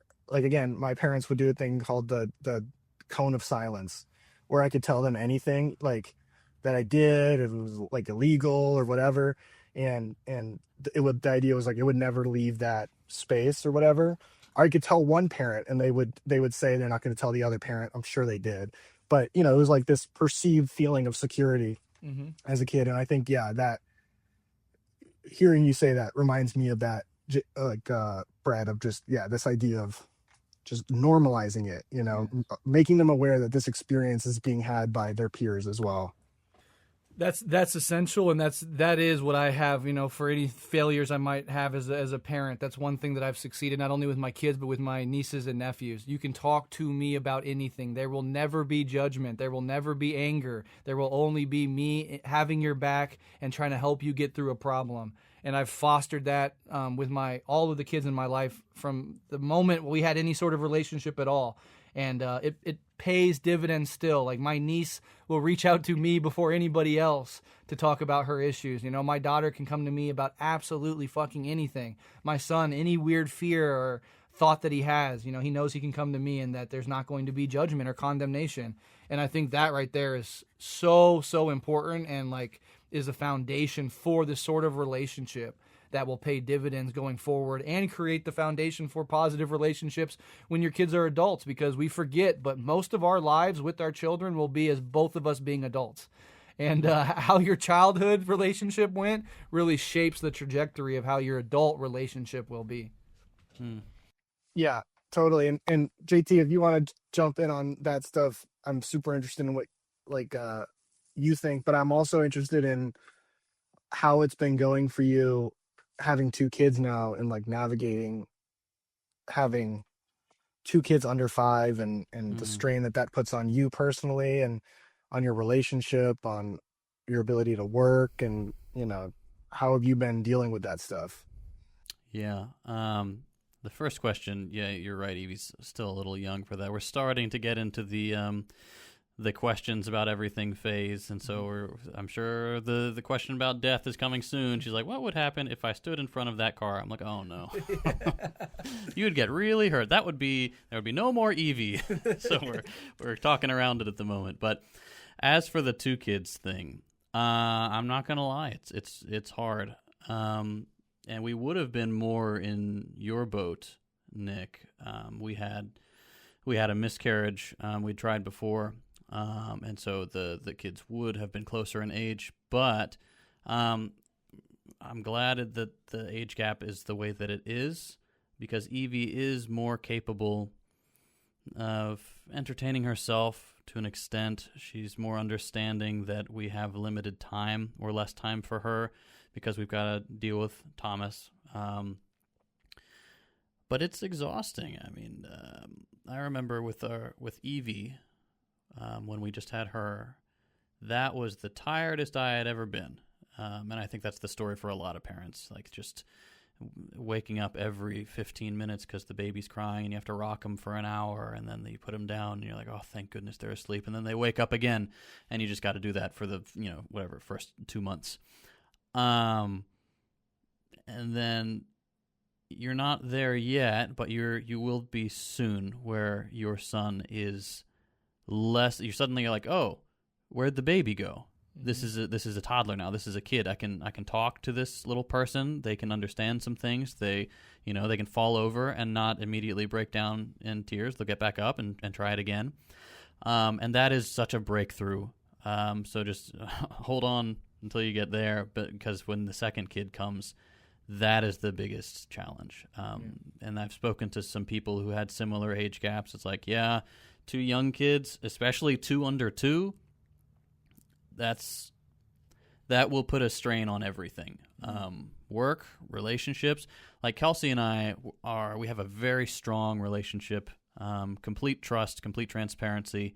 We just had our 10-year anniversary in September. So we waited to have kids until we'd been married 8 years, I believe. So we had a really strong foundation. And Evie was exhausting, but it wasn't a challenge. There was no relationship strain there, really. We're like, we knew what we were getting into. We're tired. Give each other grace. And that was that. With Thomas, we have had some challenges. We're still communicating like really well, but we both, we can tell when the other is fried, and we're like, okay, what am I doing wrong? That's setting you off now because we want to communicate about it, but there's something there. So that has led to some friction, and that's natural. And you just like the only, as unpleasant as it is, as bitter or resentful as you may feel, the only way through it that is healthy is to communicate about it. It is to be open and say, hey, this is going to suck. We're probably both going to end up crying, but can we talk about this for 15 minutes? I know we just want to like watch TV at the end of the day, but that has to be the foundation in my experience. And now we're getting to the point where Tommy is out of the baby phase. He's now alert more. He's awake more. He's realized he can cry whenever he wants to now. He was such a chill infant, such a chill baby. Like he cried way less than his sister, almost never. Up until like, I don't know, a month and a half, he didn't cry for more than 5 minutes at a time. He cried for like 3 seconds when he was born. But now, of course, he knows that he can cry to get the attention. He will throw a fit if he's upset in his car seat or whatever. So, at the risk of rambling here, like this space that I'm in, this shed, I built it, or I had it built, so that I had a place to escape where I could do work. Because like I work from home, I do YouTube. And office space around here is way too expensive. So we're like, I'm just going to just build a shed, and that'll pay for itself in 2 years. And we finally got to the point, Kelsey and I, after one of our big talks, we're like, I need to be out of the house for like a chunk of time every day where I can work uninterrupted. And so we're doing this thing where it's like I try from like 10 to 4, I'm out here working, and I can get my work done in that period. And then as soon as before that, when I'm in the house, after that, when I'm in the house, I am 100% on for the kids and for Kelsey. And that because we struggled. We're both getting really irritated at ourselves, at each other, and at the kids. And I'm like, something needs to change. I think it's that I'm stressed, that I feel like I can't get my work done, and that is seeping into our home life. Can I have a chunk of time? Can we try this like a quote unquote normal person job? And she's like, yeah, let's give it a shot. We gave it a shot. It's a miracle. Like it has worked so much better. I have the bandwidth for the kids. I am so much happier to see everybody when I get home from my commute of 30 steps. But you gotta like. Part of the reason I wanted to stay in the house and work from home was that my dad wasn't around all that much, and I really wanted to be there as much as I possibly could, and I still do. But I realized, like, if I'm shooting myself in the foot and making it so that I can't work, which is stressing me out, it's not pleasant for me to be around all that much. For Kelsey, I'm stressing her out. So you're going to try to do the best you can, and then if you will probably mess it up somehow. Yes. And then you just need to reassess. Like, nothing is permanent. And that is the thing that Kelsey and I realized. Like, we can make a change. We don't have to do this thing like the way exactly how we planned it. And it'll, for us at least, like that mindset shift has really helped. But yeah, I won't lie. It's gonna be the move from 1 kid to 2 kids is a monumental shift. Dude, I always say that. I'm like, if you have 1 kid and you're going to have another kid, you think it's going to be twice as hard? It's exponential. Yeah. 4 times as hard. 3 kids, 10 times as hard. 8 times, Yeah. It is having multiple children in particular. I have a 10-year-old and a 3-year-old boys. My daughter was like a really easy kid and all this stuff. But when we had our last boy, and we also had a miscarriage in between, so my heart goes out to you. I know how hard that is. So my first son and our second kid were going to be much closer in age, but it got spread out. He was 7 when our new son was born, and so for me over the last 3 years, it's still 2 small children, and it's the hardest thing I've ever done in my life.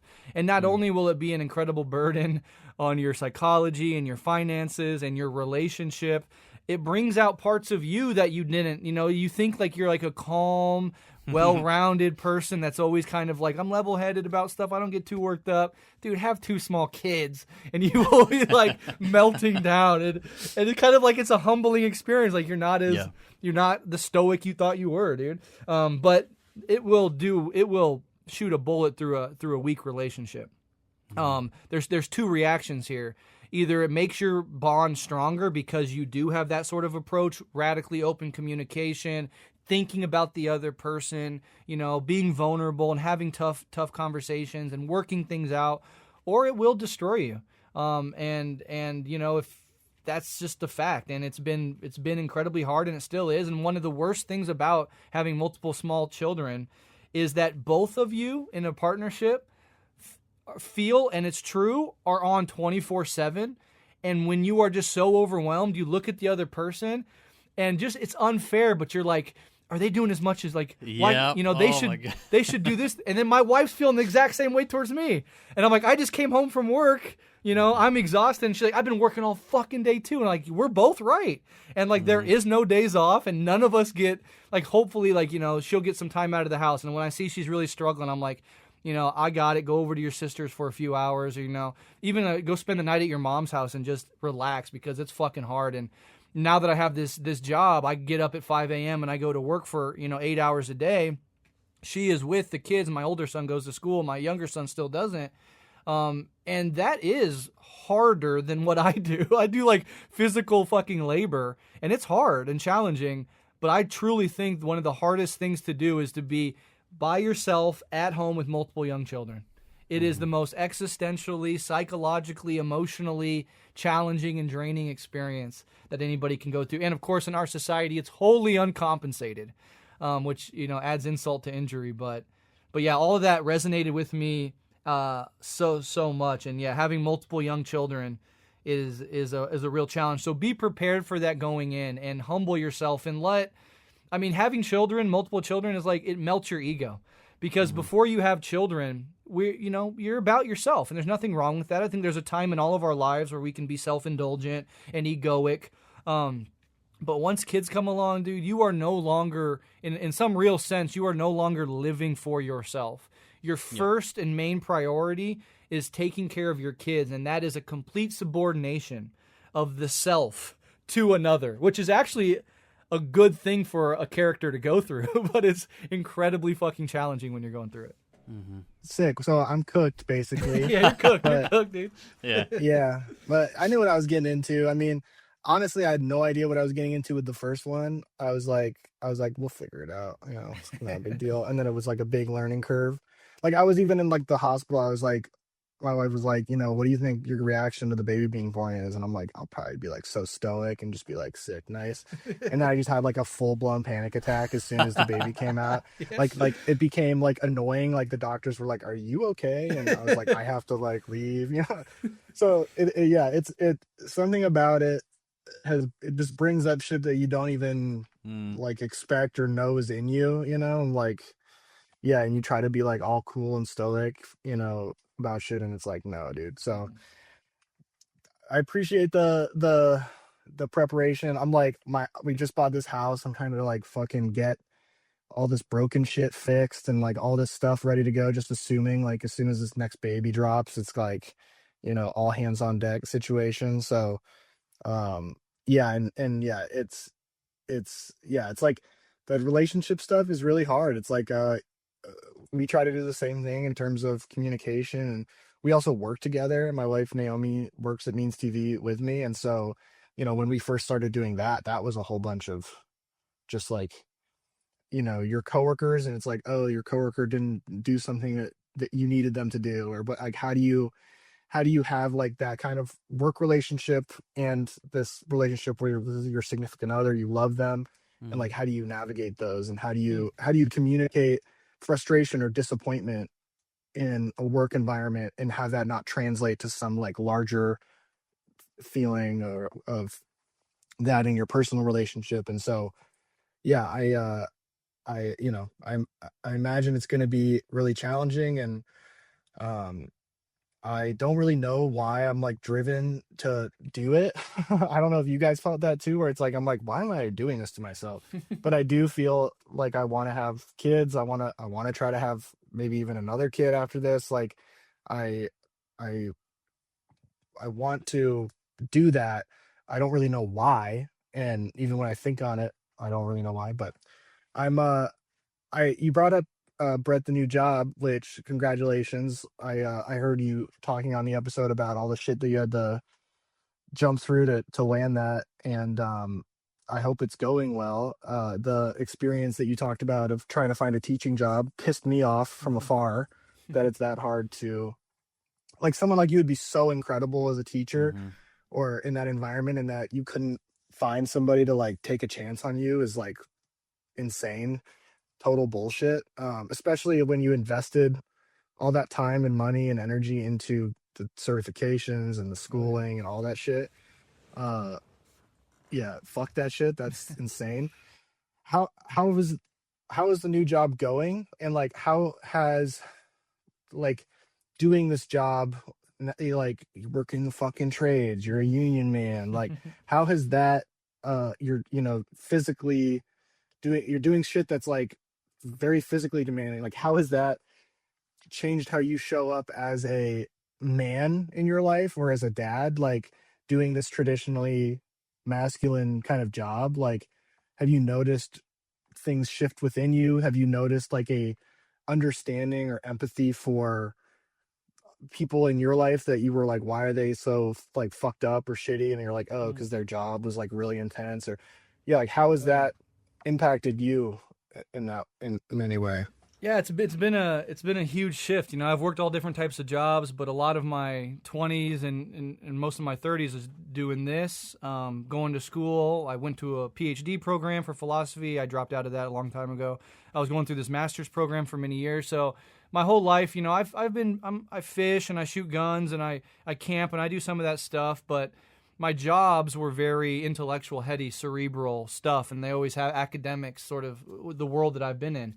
So this transition to like putting on a fucking hard hat and carrying a lunch pail and going into a really, construction site, you're working in the elements, you're using your hands. I'm not even like a really handy guy, like, like use this drill or stuff like that. My parents my dad wasn't really like that. So I never really had that skill set, and I always kind of wanted it, right? I kind of wanted to be able to like put up drywall or fix an electrical issue or something like that. So now I'm learning those skills, and there's something edifying about that. I feel like I am cultivating a new dimension to my being. So, this very intellectual, cerebral aspect of my being is like, cultivated, and I'll always cultivate that. But I've never been this sort of thing. I've never, so I see this as a fascinating challenge, and a way to cultivate these new things. And it's you're building things with your hands. It's like a team sport, right? When I go in, I'm in a crew with like 7 other dudes, and we have like a project we got to do. And that project could take a day, it could take weeks, it could take months. And a lot of it is like physically challenging stuff where everybody has to be in position and doing something at the same time, coordination. And so it's like, it gives you that sense of kind of like being on a sports team where like you're doing a hard kind of shitty thing together. But there's the camaraderie that is built when you have to do that. And, just like talking shit to each other and just no HR department to be seen. Like the shit you say on the job site is like, if I said that at any of my other jobs, you'd be fired immediately. And there's something fun about that. And obviously it's how dudes get themselves through that shit, is like fucking around like that. And it's not only men. I think it's like 98% men, but there are women in the trades as well. And God bless them. And through the union, there's like respect. Like if you are actually a racist or actually a sexist, like that, like people will not like you and will call you out, even though the jokes and stuff can be very, edgy at times. And it's also this idea of doing socially necessary work, like building infrastructure.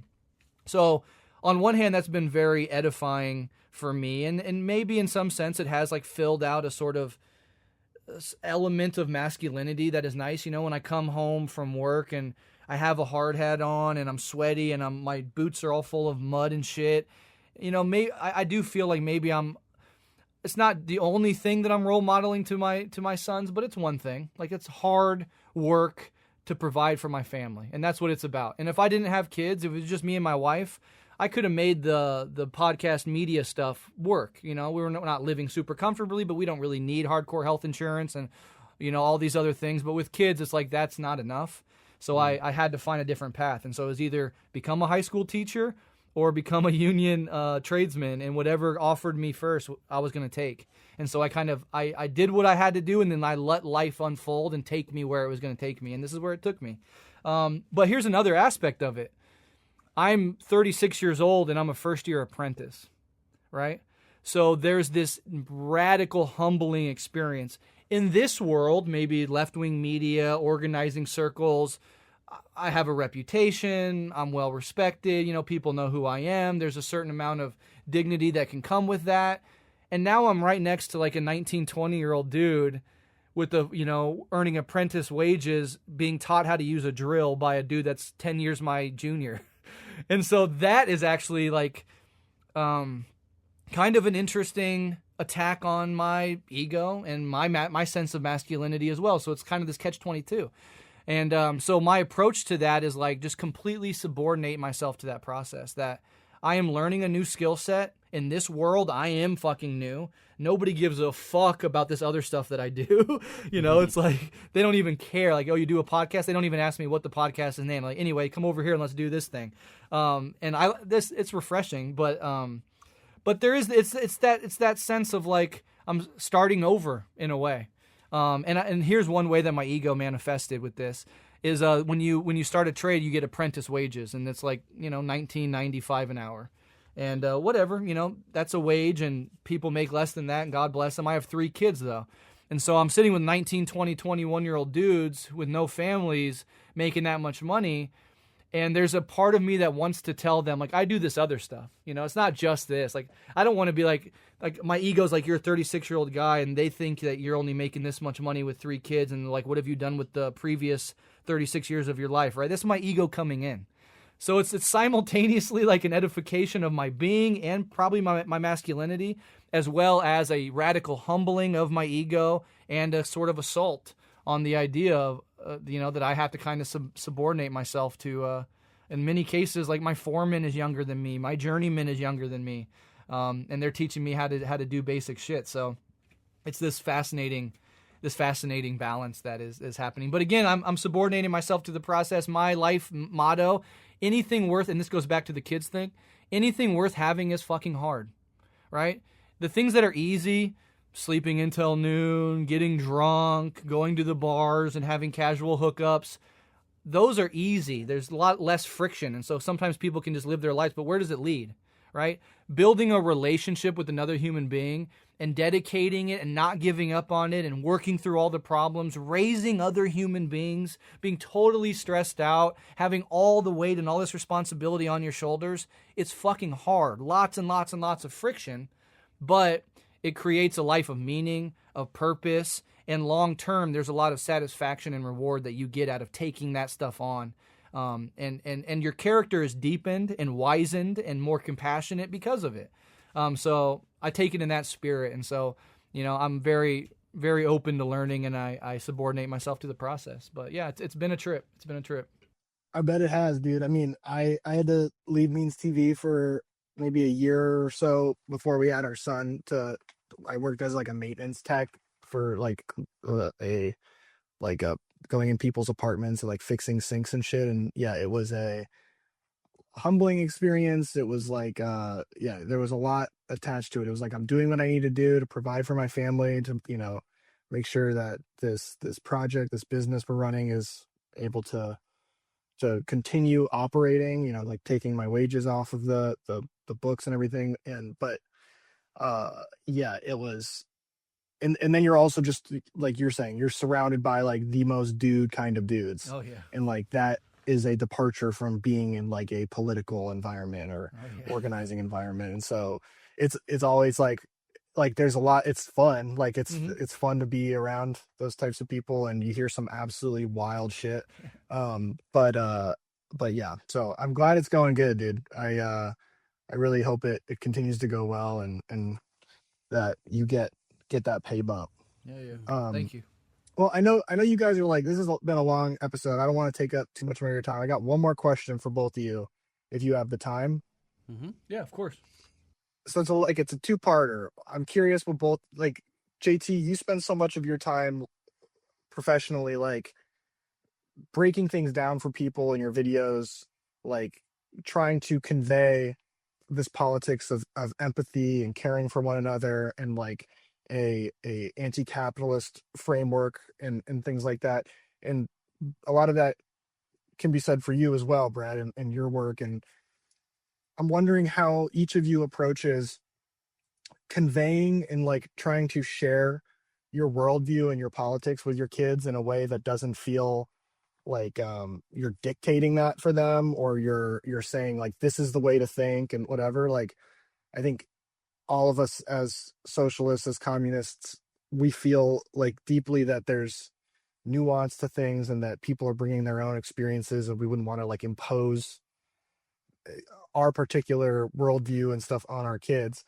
But I'm sure there's also this desire to like give them that context, because the world can be a very confusing, it is a very confusing, it can be as a very scary place generally. But having that viewpoint, this like a Marxist analysis, applying historical materialism and dialectics to things, it helps to make sense of a very chaotic world. And I'm wondering how each of you have approached like trying to share some of that with your kids.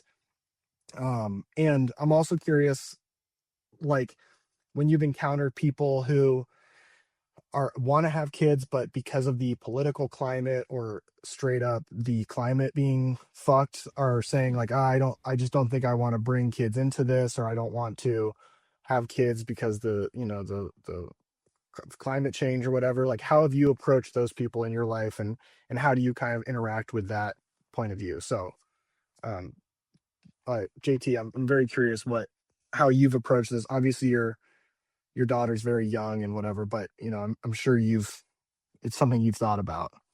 Yeah.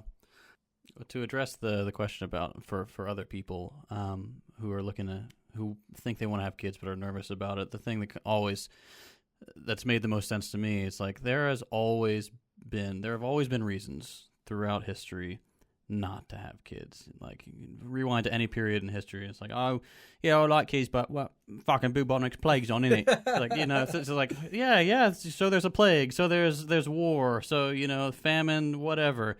There's only ever been one reason to have kids, and that is wanting kids. And that, I think, that's the question. The only question you need to answer for yourself is, do you want to have kids? And if you do, you will find a way to make it work. Yes. Everything else, you know what?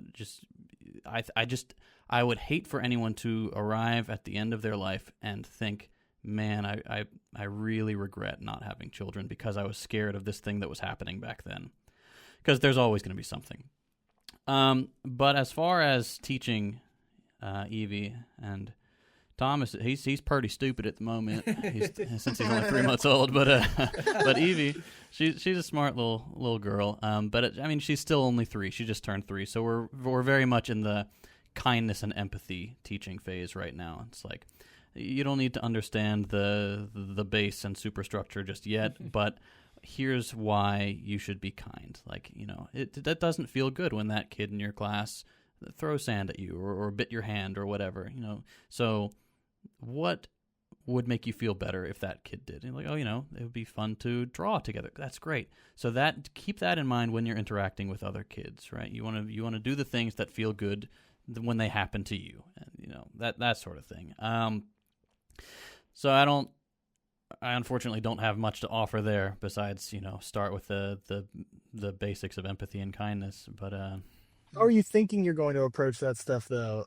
Like, yeah, like what are I'm sure you thought even before you had kids, you're like, how do I not create like a Pete Buttigieg, like Marxist boomerang child who goes on to like be a BlackRock CEO or something? Yeah. And I don't know, like it's like Breht was saying, like the tree's going to grow how it's going to grow. All you can do is do your best to kind of prune it as needed.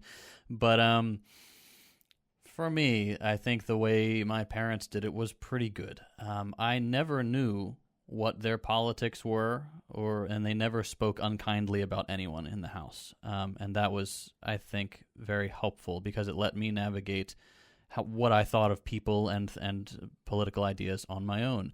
And it's risky to do it fully like that because, as I told you guys earlier, I started to slide down the wrong path, and they did not correct me. They just let me end up where I ended up.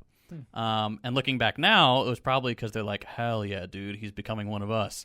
But thankfully, I was able to get out of that. But I think what I intend to do is, like, I'm not going to say you need to be this way, but I'm not going to hide what I think either, what I do. Like, hey, I explain things from this perspective because this is what I believe.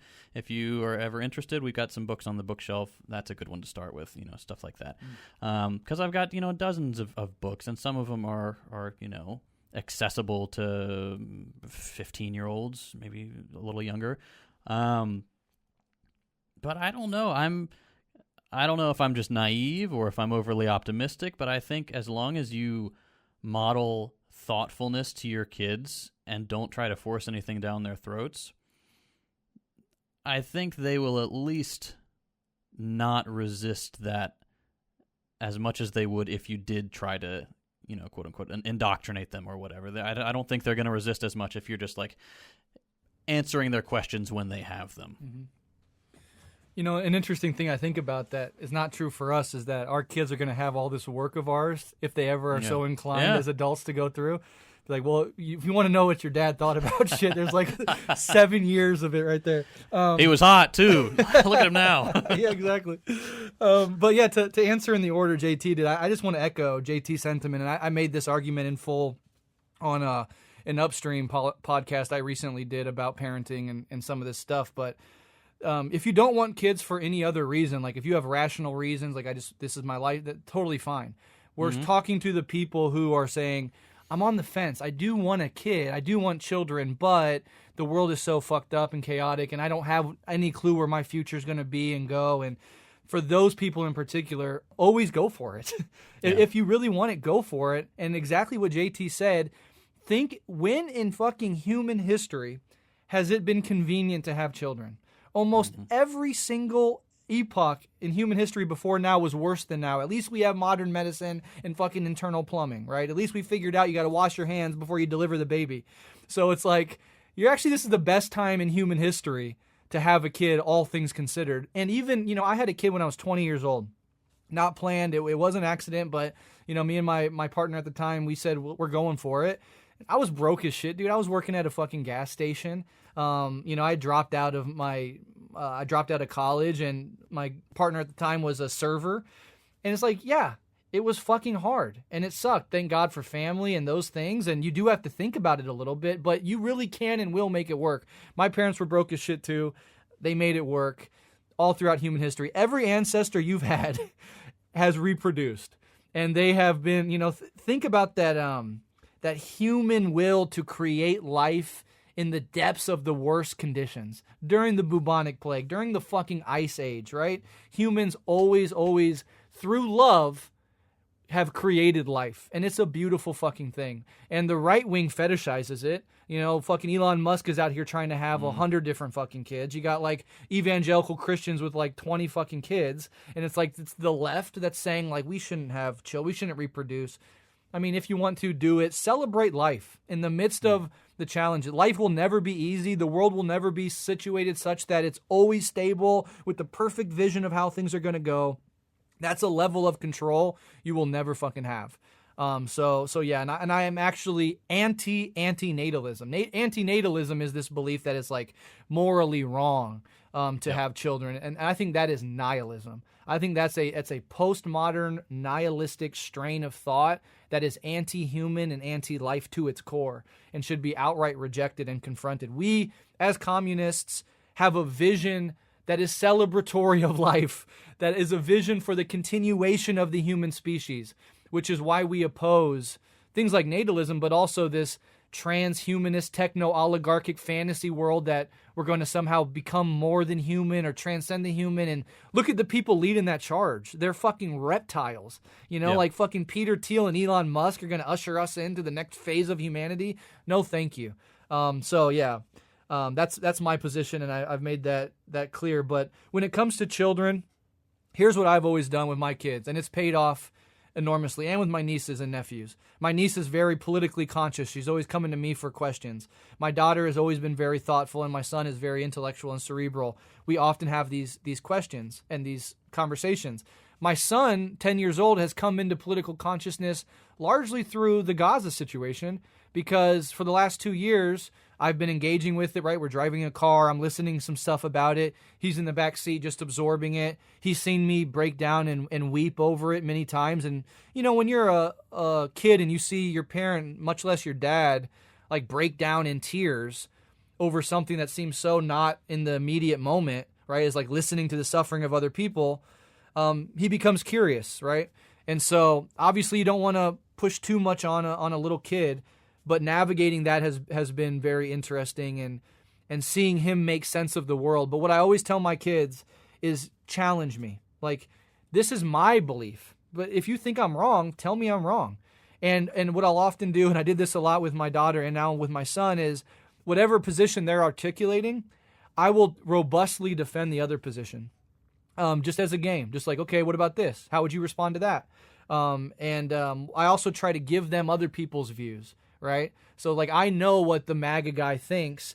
Let me see if I can articulate it in a way that doesn't dehumanize that position. Well, I understand that, you've heard me say these things and you agree with me, but this person might say this about that issue. Like, well, how would you respond to that? And that really gets them thinking. So the goal is not to impose your beliefs on them, certainly not to impose your beliefs, because if you take the authoritarian approach to child rearing, they will rebel against it. And you will not have a good relationship with that kid because you're trying to force something onto them. So it's all about cultivating a natural curiosity, teaching them how to think, not what to think. And when you have children, you realize that 99.999% of them have an inbuilt sense of justice, of basic fairness, of what's right and what's wrong. And so you don't need to teach them that from whole cloth. We're social beings. It's in our DNA to think in those terms. You just need to cultivate that sense of justice, right? And for the Palestine issue, I tell my son, like, the people in Palestine are just like me and you. Like, there's kids in Palestine that love their dad and mom just as much as you love your dad and mom. There are dads that love their kid just as much as I love you. And it is absolutely unacceptable to hurt those people. And my son gets worked up. He sees it. And now that's his politics. So he'll go to school and he'll talk to his friends about politics. He's like, I can't talk to my friends about politics, Dad. He's like, they'll be like, their dad like watches Fox News and they'll be talking about, Trump being the best president ever. And he's like, I don't even get into it with him because I just can't even have a meaningful conversation with them. And so then I'm like, sometimes, well, you know what, son? Like, I could be wrong about this stuff. Their parents probably disagree with me on all this stuff. Like, tell me if you think I'm wrong. He's like, no, I understand I can disagree with you, but you are right about these things. So it's kind of a cute thing. But the close relationship, I think, is most determinative. Like, if you're imposing stuff on your kids, you're alienating your kids. If you're being open and vulnerable and letting them come to you about anything, you're creating that bond that will be able to navigate these higher level issues, right? Yeah, I think that's beautiful. Yeah, posing it back to your kids and like really opening yourself up to be like, this is what I think, but I don't know. These aren't hard and fast. These aren't like laws of the universe and shit. Like, I'm interested in what you think about this and let's talk about it. I think that's a really wonderful way to like take them seriously on an intellectual level and give them that autonomy to articulate their own beliefs. And yeah, I totally agree. I think kids and people and just have that innate sense of right and wrong and justice. And so yeah, I think that's beautiful. And JT, I think the stuff you were saying is very true as well. And just like being kind of hands off, like I can point you in this direction if you're interested in this. Like, I had to wait to be 20 years old to encounter the Communist Manifesto or whatever. And, it would have been a little helpful to whatever, but that was just my journey. And, if you want to try to understand some of those concepts now, that's cool. And, but yeah, I really appreciate you guys taking the time to do this. And I know both of you are busy as fuck. You have kids and work and shit. And so, yeah, just thanks for making the time for this. And I know there's a lot of stuff like that we didn't get into that I think is all really interesting, like how to talk about death with your kids, and like how to help your kids navigate, public school and like the school system and shit. Like I think that's something I have a lot of hangups about, is like how to help them through that very challenging period of like going through those systems, and also talking about like I think there's a lot more we could talk about in terms of feelings of inadequacy or not measuring up as a man, whether it's your own expectations or expectations that are put upon you, or how substance use or abuse, factors into the performance of being a man. And yeah, so anyway, I think there's a lot of stuff that, like we could talk about it maybe in the future or something. And but I really appreciate you guys taking the time, and I have a lot of respect for both of you. And I hope that if we originally, Breht, you and I we're just going to talk about this shit one-on-one. I was just like, I think very highly of you. I'd love to talk about this stuff. And then I was talking with JT about, how's it going with the second kid and all this. And so that was kind of the impetus for like, maybe we just record this and just kind of be willing to, be vulnerable and talk about this, and maybe somebody gets something out of it. And I hope that's the case. But yeah, thanks both of you for taking the time. Yeah, and thank both of you. I admire both of what both of your work and what you do. And the one thing I say to new parents or parents that are having another child is, like, if you're thinking about these issues, you're already a good parent. Like, Yep. You're never going to be perfect. A lot of these don't have answers. You're in for a ride. But if you're already sensitive enough to be worried about these things and anticipating them, then that already puts you in the echelon of a good, engaged fucking parent. And so I think you're going to do great. And having a good heart and doing your best and trying to communicate with your partner is so important. Trying to make time for you and your partner is increasingly important. So thank you both for coming on and having this conversation. I hope it's helpful and useful to other people. But before I let both of you go, can you please let listeners know where they can find your wonderful work online? Sure, you can find mine, youtube.com/ I don't know what, I don't think it's actually /Second Thought. It's a bunch of letters and numbers, but you can search Second Thought, I'll come up. And we've got the podcast, The Deprogram. You can find that wherever podcasts are hosted, as well as a video version on YouTube. Hell yeah. Nick? You can also find JT on Means TV. Dang it. You can find, I'm not on camera.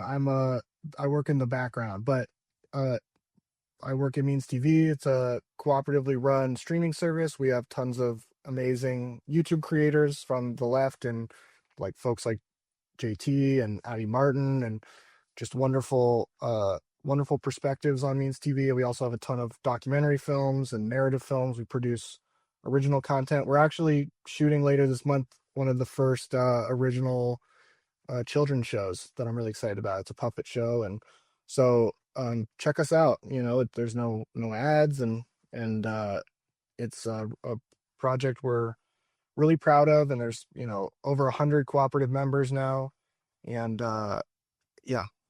I really, really encourage. Thanks again, guys. Yeah, I really encourage listeners to support Means TV, support this sort of media production. This is a crucial aspect of our vision, and seeing it through and building it. And then what JT does on the Deprogram as well as on YouTube is really, really important stuff as well. And I think you approach these subjects in such a way that is very accessible to people who might not already agree. And I think that's really a crucially important work. And it's very convincing, and it's evidence-based. And it's inspiring. So I really love what both of you are doing. I've been with Means TV. Since it launched, we've been back and forth and trying to make a collab happen. And we've done collabs on shows like this and stuff. But I've just always loved watching Means TV continue to power on, and I encourage people to check it out. So that will do it for today. Love and solidarity.